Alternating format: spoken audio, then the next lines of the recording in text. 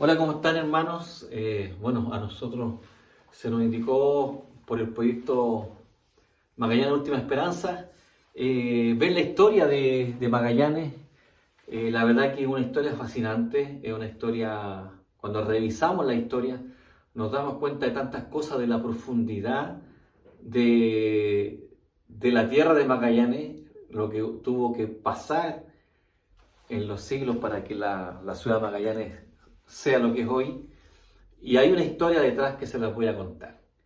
Vamos a darle gracias al Señor por este tiempo y les vamos a contar la historia. Bueno, en un tiempo atrás, hace varios siglos atrás, hasta el año 1400, esta parte del mundo, la parte de lo que es toda América, es algo desconocido para el hombre.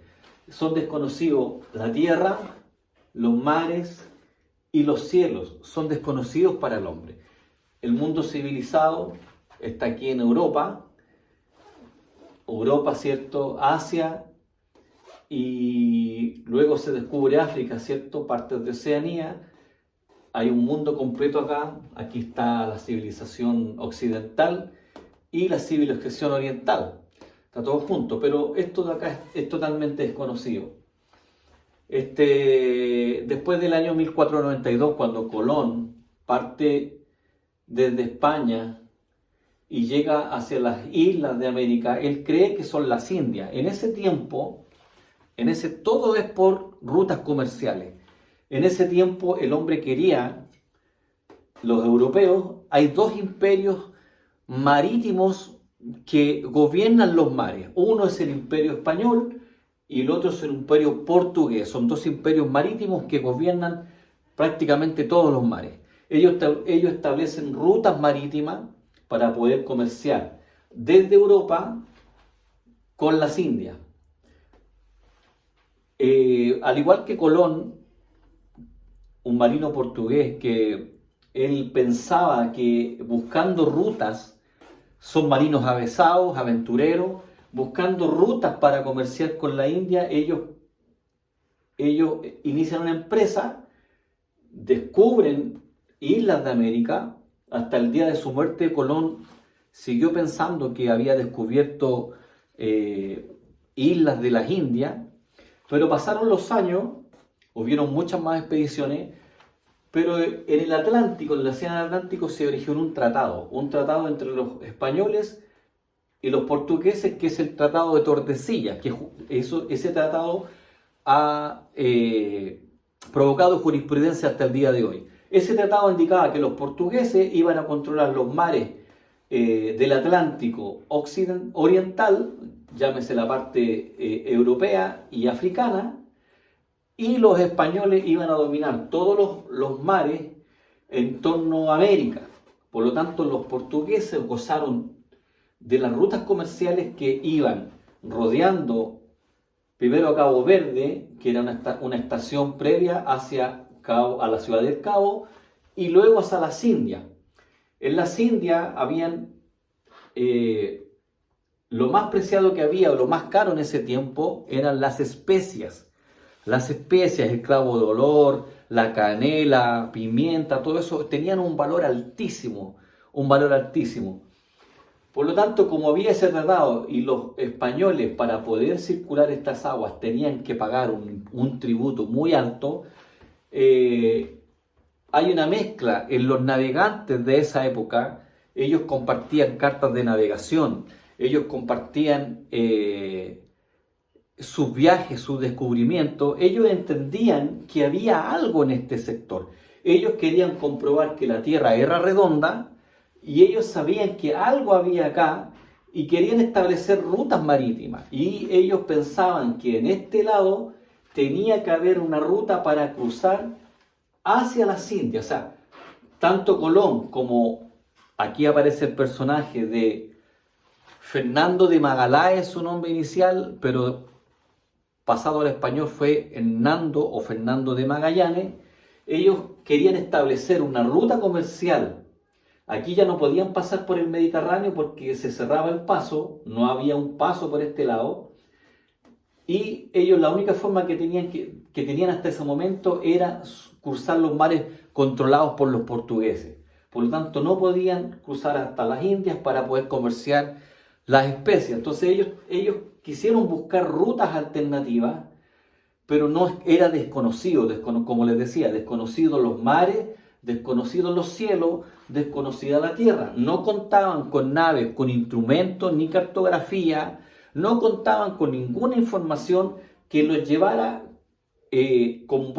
una buena suerte, un buen pie, a buscar un paso. Pero ellos intuían que había un paso, ellos intuían que tenía que haber un lugar donde pasar, no sabían que era un continente completo. Por lo tanto, Fernando de Magallanes habló con el rey de Portugal. El rey de Portugal le cerró la puerta porque ya tenían un tratado y tenían control de los mares. La cantidad de dinero que estaban ganando era impresionante. Pero en el espíritu de Fernando Magallanes había una idea de conquistar y inmortalizar su nombre también. Había una idea de poder cruzar los mares, poder encontrar la ruta y hacerse famoso. Bueno, el rey de España le encontró asidero porque obviamente estaban cerrados el negocio, estaba cerrada la puerta por el dominio portugués. Por lo tanto, decide financiar en un 80% la expedición de Fernando Magallanes, y otros inversores se colocaron con el resto del 20%. Fernando Magallanes logró organizar una expedición de 5 barcos, los cuales se llamaban nao. El nao es un tipo de nave a vela, la cual era capaz de lograr una velocidad, poder llevar cargamento, pero también llevar cañones para enfrentarse a barcos de otras flotas. Y desde el puerto de Sevilla zarparon para cruzar el Atlántico. Ellos lograron cruzar hacia América. Luego en América se dirigieron hacia el sur porque ellos pensaban que hacia el sur había un paso. Rodearon América del Sur, llegaron a Río de Janeiro, se establecieron ahí, recargaron víveres, agua y todo, etcétera, etcétera. Ellos partieron en el año 1419. Zarparon, rodearon América, luego siguieron bajando, llegaron a Uruguay y llegaron al Río de la Plata. Cuando llegaron al Río de la Plata pensaron que por ahí estaba el lugar. Se adentraron por el Río de la Plata, pero luego se dieron cuenta que era agua dulce. O sea, el mar entraba, pero luego ya se transformaba en agua dulce y se dieron cuenta que por ahí no estaba el paso. Por lo tanto, se devolvieron, siguieron hacia el sur y tuvieron que estacionarse porque los pilló el invierno. Luego, cuando ya empezó a subir las temperaturas, tornaron rumbo hacia el sur. Y siempre me llamó la atención por qué Magallanes se llamaba la última esperanza. Bueno, en la tripulación pasó un año desde el zarpe y no encontraban nada, empezaron a haber motines, empezó a haber descontento, empezó a haber rebeliones dentro de las tripulaciones y se querían rendir, pero los navegantes, los capitanes españoles y los capitanes portugueses eran hombres realmente impresionantes, no se rendían ante la adversidad. Por lo tanto, yo me he preguntado muchas veces, hemos viajado a algunas partes del mundo, muy cerca de acá, no son tantos kilómetros, estos hombres hacían viajes impresionantes. Zarpaban de los puertos, pero no sabían si iban a volver. Bueno, ellos retomaron el viaje hacia el sur y realmente era tanto el amotinamiento, tanto la rebelión, que ya el encontrar un paso era la última esperanza, porque si no ya se tenían que devolver.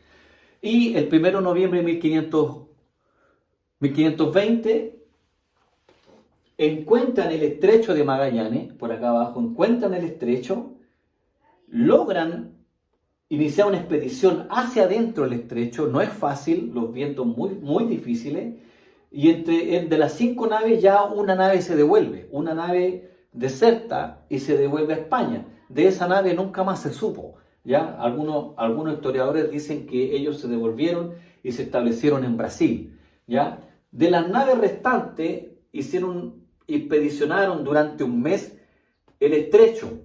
El estrecho lograron encontrar, luego de mucha expedición, un mes de expedición, lograron encontrar la salida hacia el Pacífico. Cuando entraron al Pacífico, los historiadores dicen que ese año en particular hubo un fenómeno llamado fenómeno del Niño. Por lo tanto, cuando ellos entraron a ese mar o al Océano Pacífico, encontraron un mar en calma, siendo que el Océano Pacífico es totalmente al revés, es un mar salvaje, con olas impresionantes, pero como estaba calmo fue bautizado como Océano Pacífico. Ellos lograron entrar, ya no eran 5 naves, ya quedan 4 naves, lograron llegar al Pacífico, luego empezaron a llegar hacia el norte y se estima que llegaron hasta La Serena. Cuando llegaron a La Serena, ellos empezaron a enfrentar viaje por el Pacífico hacia el este, siempre viajando hacia el este. Pero es tan grande el Océano Pacífico, son tantas leguas, que en este punto se les acabó la comida, se les acabó el agua, se les acabaron todos los víveres y empezó más férreamente la deserción y el amotinamiento. Hubieron muchos que fueron ajusticiados. Se dice en las crónicas que ellos era tanta el hambre que el cuero que cubría los mástiles, el cuero que cubría los elementos de la nave era remojado en agua y eso se lo comían. Una rata llegaba a costar 1 libra. Así de tremendo eran estos viajes. Luego pudieron llegar a la isla de Guam, no encontraron nada. Luego siguieron avanzando, llegaron a otras islas, hasta que llegaron a una isla donde sí encuentran comida y se pudieron abastecer. Hubo otros amotinamientos, otra nave se pierde. Luego llegaron a lo que es la parte de Asia. Lograron llegar a la parte de Asia y lograron llegar, después de casi 2 años, lograron llegar a lo que ellos llamaban a lo que hoy día sería Camboya, India, Bangladesh. Lograron llegar a esa zona del mundo por una ruta que no conocían, por cielos que no conocían. Ellos ahí conocieron recién la Cruz del Sur. Antes se guiaban por la estrella polar. Ahora empezaron a conocer lo que era la Cruz del Sur, que les provocaba conocer los mares del sur. Ellos nunca se adentraron sí al Cabo de Horno, nunca fueron más allá del sur. Llegaron hasta Oceanía, lo que es Malasia, Filipinas. Lograron cargar naves con lo que iban a buscar. Lo que iban a buscar era especias. Luego, en ese lugar, en Asia, Fernando de Magallanes se introdujo en una guerra que no le correspondía, desobedecía las órdenes del rey y se metió en una guerra por un rey que lo recibió muy bien. Se metió en una guerra pensando que iba a tener poca resistencia y la verdad es que ahí muere Fernando de Magallanes. Fernando de Magallanes no vuelve a España. Por lo tanto, Fernando de Magallanes, reemplazado por otro capitán, logran posicionarse. Ellos dan la vuelta al mundo. De hecho, en un momento se encuentran, la historia dice que se encuentran con otra nave, que la nave tenía una fecha 10 de noviembre en sus cuentas, y ellos preguntan, oye, ¿estamos a 10? No, nosotros estamos a 9. O sea, ellos habían retrocedido un día por dar la vuelta al mundo, o por estar en el otro lado del hemisferio. Luego ellos se posicionan, cargan, llegan aquí a Asia, donde están, pero se dan cuenta que no tienen posibilidad de volver nuevamente por el Pacífico, sino que se determinan volver por el Océano Índico y luego hacia el Océano Atlántico. Pero aquí el riesgo que tenían era chocar con el dominio portugués. Se devuelven hacia Sudáfrica, ya van 3 naves, pero una de ellas está averiada, por lo tanto la queman y se reparten la tripulación porque ya venían muchos menos tripulantes. Zarparon aproximadamente 327 tripulantes de todas las naciones, españoles, portugueses, griegos, italianos, de otras naciones que estaban, naciones portuarias de experimentados navegantes. Ningún navegante de los que iban era un navegante inexperto, todos eran avesados navegantes, la totalidad. De muchas naciones, se calcula que alrededor de 10 naciones son los que iban dentro de esos barcos. Luego esos de 2 barcos que van quedando se devuelven hacia España. Otro de ellos es apresado por los barcos portugueses, fueron apresados, Y uno de esos barcos que ya había muerto el capitán y el que toma el mando es Sebastián Elcano. Sebastián Elcano, de origen español, se dice en la jerga de los mares, de los capitanes de los barcos, que Sebastián Elcano navegaba a la española y se dice que Fernando de Magallanes navegaba a la portuguesa. ¿Qué significa eso? Que Fernando de Magallanes hacía lo que él quería, decía vamos norte, todos para el norte, vamos para el sur, todos para el sur, y no aceptaba consejo de nadie. En cambio, Sebastián Elcano, ¿qué es lo que hacía? Él llamaba consejo, pedía consejo a su tripulación y decía, bueno, ¿qué hacemos? Vamos para allá. Y él así logró bordear África, llegar a Ciudad del Cabo, luego llegó a Cabo Verde, donde se reabastece, se encuentra con barcos portugueses, pero los barcos portugueses misteriosamente, en vez de apresarlo, lo ayudaron, y luego de eso se embarca y llegó a Sevilla, España, después de 3 años navegando, 3 años de historia, y se convierte en el primer ser humano en circunvalar el globo terráqueo, en dar la vuelta al mundo por los mares. Esto fue extraordinario, esto se dice en la historia que esto es prácticamente como el hombre llegar a la luna, como el hombre llegar al espacio. ¿Por qué? Porque hasta aquí era un mundo conocido y luego se abre un mundo completo. Luego pasó los tiempos, esto es la parte de conquista, descubrimiento. Los españoles o los portugueses decían que los españoles tenían un secreto que nadie conocía. El secreto era que conocían la ruta por el sur, donde podían pasar hacia Asia por otro paso. Pero este paso era tan lejano, era tan difícil, que la verdad que no hubo muchas expediciones en el futuro y los españoles se adentraron. Ya pasado el tiempo, establecieron colonias en México les rindió mucha plata. ¿Y qué es lo que hacían los españoles? Los españoles viajaban a México, en México descargaban, fabricaron barcos en México, descargaban y luego zarpaban hacia Asia desde México. Y el paso, la verdad es que quedó como un descubrimiento, pero no fue usado en gran manera como un paso comercial, porque era muy lejano, demandaba mucho dinero, y como tenían a México como una plaza, zarpaban los barcos desde España, descargaban, cruzaban en carreta y cargaban otros barcos desde el otro lado y desde ahí seguían hacia Asia. En un momento de la historia, el Océano Pacífico Norte, el océano que divide América con Asia, fue llamado el Lago Español. ¿Por qué? Porque gozaba de un dominio exclusivamente español. 2 imperios marítimos, los cuales se hace el descubrimiento del estrecho, se descubre un nuevo mundo en su totalidad. Se había descubierto América, pero no se sabía que era un continente completo. También en ese tiempo se desconocía la existencia del Polo Sur, la Antártica. Fue una época extraordinaria, extraordinario. Hombres que no se rendían, Bueno, esto es la parte que es descubrimiento y conquista. Luego avanzan los siglos, esta parte queda un poco relegada. Viene la emancipación o la independencia de los países de América, se funda, bueno, antes de pasar a eso, cuando Magallanes en su expedición pasan por el sur, ellos en la parte sur de Argentina, ellos la denominan Patagonia. ¿Por qué lo denominan Patagonia?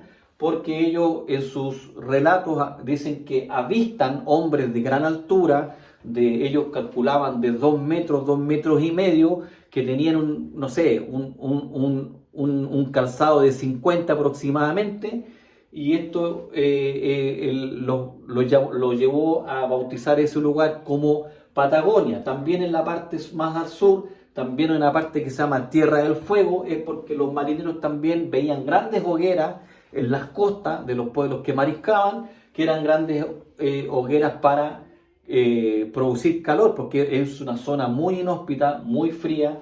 La media dice que son 3.500 milímetros al año de lluvias que caen, y la temperatura mínima entre 8 y 9 grados todo el año. Por lo tanto, un lugar muy inhóspito. Luego viene la emancipación de América. Chile es conocido como el fin, o la República, o el Reino de Chile. En las cartas dicen que es el Reino de Chile, no la República. Posteriormente se establece la República, pero en las cartas españolas dicen que es el Reino de Chile. El Reino de Chile, Argentina, etc. Bueno, después del descubrimiento y conquista viene la colonización, y vamos a ir a la colonización del sur. Con los gobiernos esto como quedó olvidado este paso, quedó olvidado tanto por los portugueses y los españoles, entraron en escena otro imperio marítimo que surge después. Con el ocaso del imperio español y portugués, nace otro imperio marítimo que es los ingleses. Los ingleses se emanciparon como un imperio marítimo porque se dieron cuenta que la forma de llegar a otros continentes y establecer colonias era a través del mar. Por lo tanto, emerge otro imperio que son los británicos y emerge también otra nación que son los holandeses o los Países Bajos.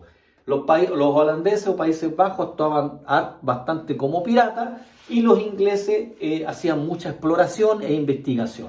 Los ingleses navegan hacia el sur, establecen las Islas Malvinas como propiedad de ellos, como propiedad inglesa, y ellos desarrollan en esa zona la ganadería. Luego hay un investigador, un capitán que se llama Fitzroy. Fitzroy inicia viajes de exploración hacia el sur para identificar las tierras del sur. Ellos toman habitantes yaganes del sur y los llevan hacia Inglaterra, los educan, les enseñan el idioma, les ponen la ropa. Hay historias impresionantes sobre eso y ellos empiezan a circunnavegar la zona sur.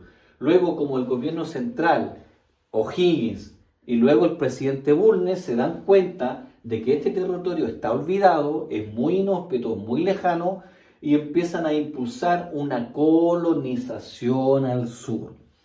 Luego, ¿cómo son los orígenes de Magallanes? Yo me preguntaba, ¿cómo son los orígenes de Magallanes? Se funda un fuerte, primero que nada, un fuerte se llama el Fuerte Bulnes. El Fuerte Bulnes está al frente, está justo en el paso de Magallanes, que era para custodiar el paso de los barcos. Esta zona es declarada libre de aduana, libre de impuestos, por lo tanto los barcos de todo el mundo podían transitar por ese lugar sin pagar ningún tipo de impuesto ni pasar por aduana. Eso era la idea para poder desarrollar ese lugar. Luego, los gobiernos centrales, ¿qué es lo que hicieron? Esto partió ¿cómo? Partió como una cárcel. La verdad que partió como una cárcel. Los gobiernos, ¿qué es lo que hacían? Mandaban a los presos y a los relegados hacia el sur. Se funda la ciudad de Punta Arenas. Punta Arenas, la verdad que en su inicio era una cárcel. Una cárcel donde todos los presos de todo Chile llegaban a parar. ¿Por qué? Porque era un lugar inhóspito, lejano, llegaban presos por delito y también presos del ejército, gente que se rebelaba. Esta zona es una zona de mucha historia. Habla de un teniente que fue relegado, que se robó la película, que mató mucha gente, la verdad que muy sanguinario.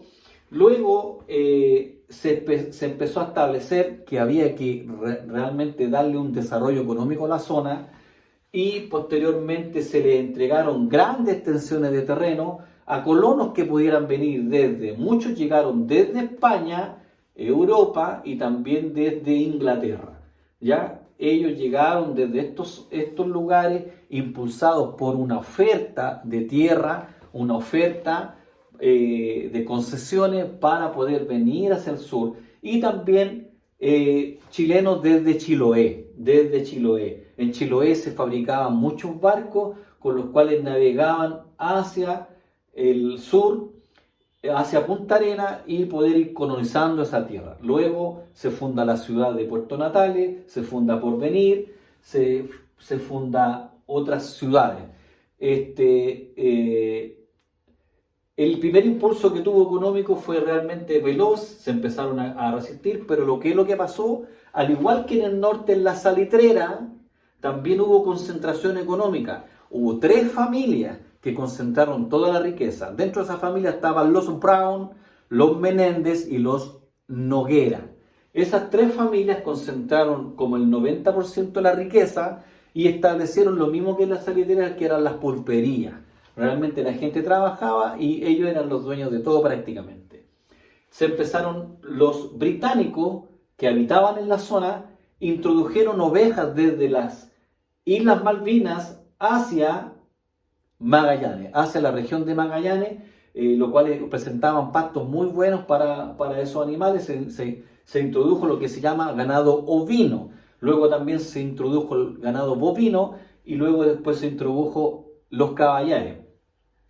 Pero empezó a haber problemas sociales en la zona, producto de la gran concentración de riqueza de estas tres familias. Luego, el señor Brown tiene una hija que se llama Sarah Brown, la cual se casa con otro de los terratenientes, lo cual produjo una mayor concentración de riqueza. Bueno, en la zona es conocida la mansión de Sarah Brown, porque era una aristócrata muy conocida, pero también tenía mucha influencia política.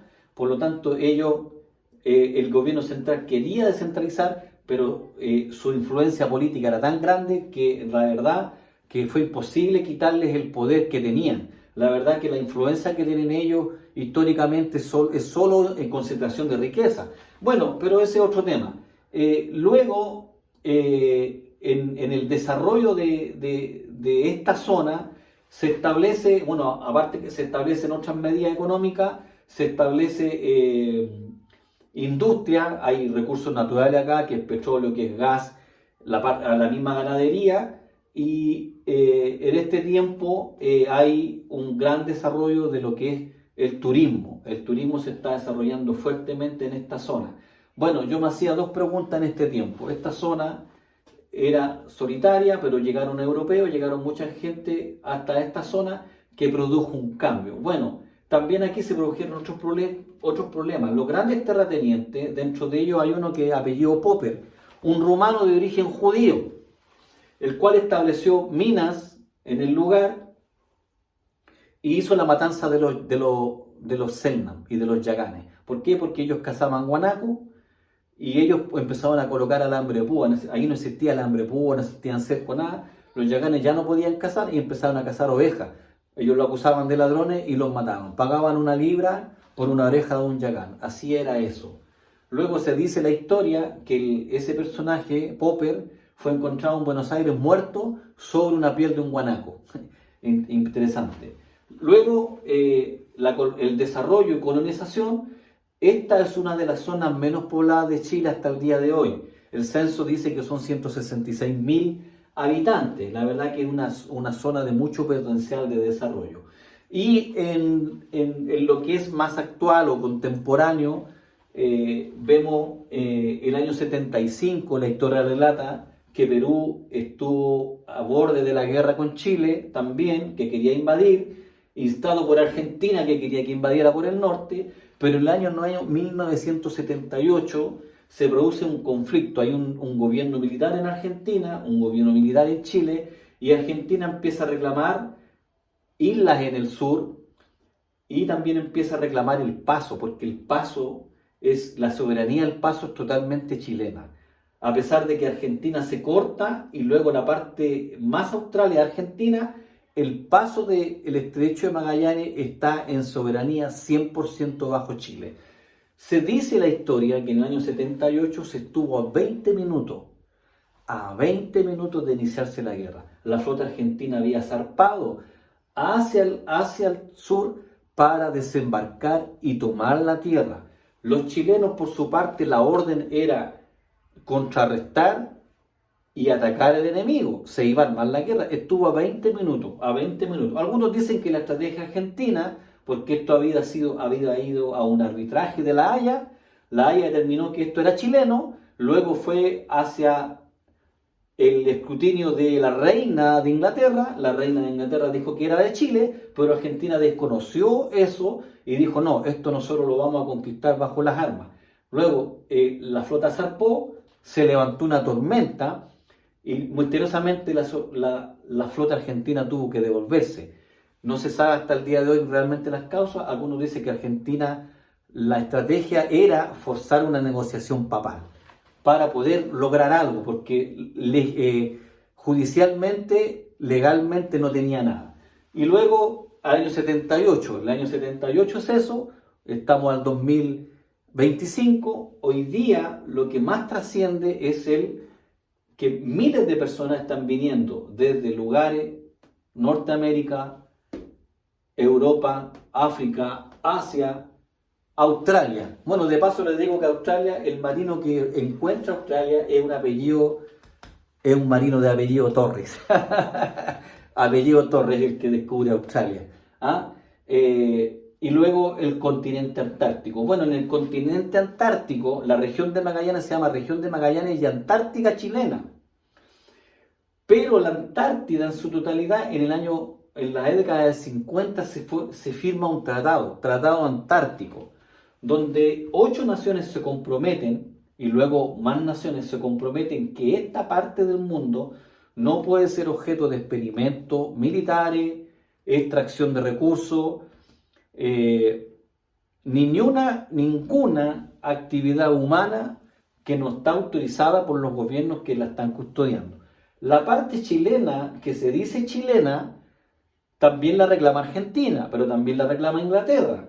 Pero el tratado dice que esto es de todos, pero no es de nadie. Por lo tanto, hay una controversia en la Antártida que seguramente en los años venideros se va a desatar. ¿Por qué? Porque los gobiernos están viendo que la Antártida concentra muchos recursos naturales.